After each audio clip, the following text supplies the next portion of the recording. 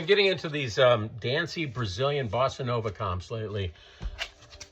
Breakin' Bossa, here's volume 1, Breakin' Bossa volume 2, and Breakin' Bossa volume 3. I think there's 3 or 4 more volumes of this, so I've got my work cut out for me.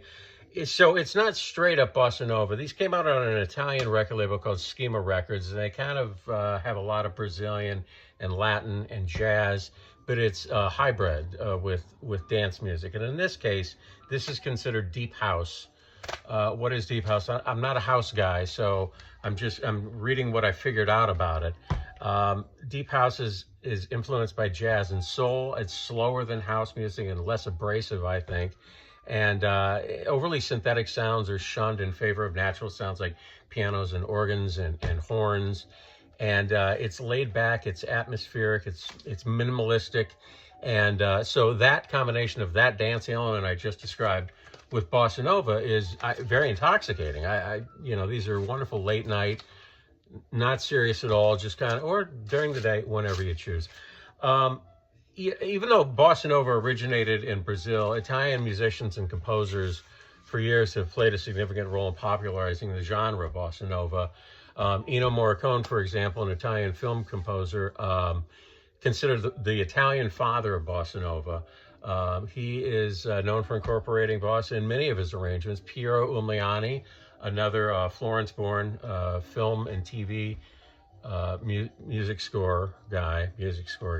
I've got about 3 dozen of his records, and there's bossa nova just sprinkled all throughout them. So these artists, these are not all Italian artists. I'd say some of them are, some of them aren't. But it's still sparse arrangements with the clubby dancey beat of the bossa nova, and highly recommended. Check them out, as always, online before you go to Discogs and try to find who's selling them. I got this from the Numero group. I don't know when it came out. Yeah, I don't know when it came out. Maybe years ago. I think 2004, but it's hard to read even with glasses. It's a Halloween comp from the Numero group. It says garage rock, psychedelic rock. So we'll see. I can't put it on yet until the Halloween season starts, so I'm just going to file this with Halloween.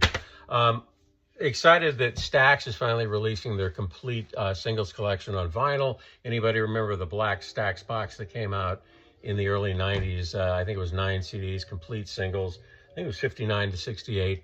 That was like the box set to own for years, I think.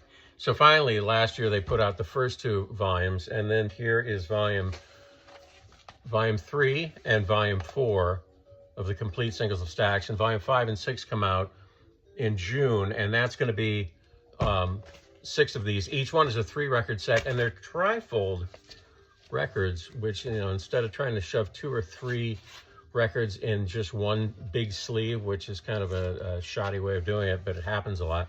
These are trifolds, so they're very nice.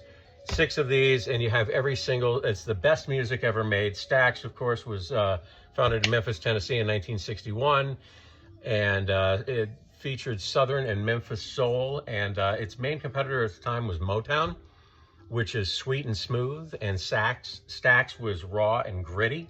So I'm a Stax guy. I'll take Stax anytime over Motown. That's it.